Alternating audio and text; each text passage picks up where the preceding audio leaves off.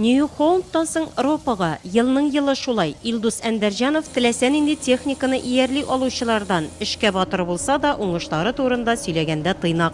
Әле төп приз һәм кубок алуны бергә эшләгән иптәшләрнең уртак хезмәте дип саный. Тырыштык инде. Аларга аны да комбайнда подвайт мәдәбик. Иртүктөреп сынга хатлык эшләдек инде. Ташуда яхшы булды, техника белән туктап тормадык.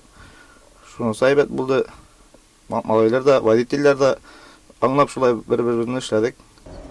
Бу кырлар аңа балачактан ук таныш, әтисенә ияреп техника серләренә төшенә. Кайда туган, шунда яраган диләр. Илдус Әндәрҗанов кебекләр турында. Туып үскән Чулпан авылына бәхет эзләп читкә китми ул, төпләнеп гаилә кора. Хуҗалыкта иң алдынгы комбайнчыларның берсе, язын үзе чәчә, көзен суктыра. Хәбәр 20 ел бардыр инде техникада.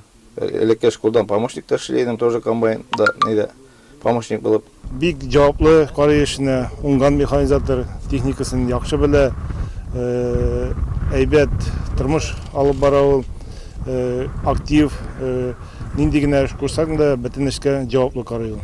Кул алмашы бер туган әнисе Илгиз техникаларны бергә төзәтәләр, бер-берсен алыштырып комбайннарны иярлейләр. Төп призны алуга килгәндә Илгизнең без алырга тиеш идек дию аңлашыла. Владимир Никитинның булышчысы булып эшли ул. Әлеге шәхесне бер туган Әндәрҗановлар зур хөрмәт белән искә ала. Безнең өчен гел премьер иде ул. Гел беренчегә место бара иде. Безне рәтә иде. Ничек эшләргә белгән әйтә иде, аңлата иде. Шулай килеп бергә эшли идек инде. Аларга карап. Biz сильно куйган инде, чтобы әйбәт кенә эшләп чыгарга.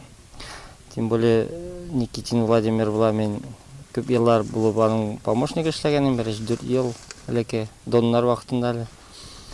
Так что чисто символически без аны тырышып алырга тиешек, алдык, Аллага шөкер.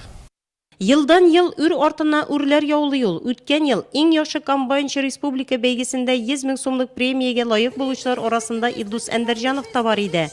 Быелгы уракта Татарстан Республикасы авыл хуҗалыгының атказанган механизаторы Владимир Никитин истәлегенә төп приз һәм кубок аңа тапшырылды. Хезмәтен яратып башкарганга хөрмәтле ул.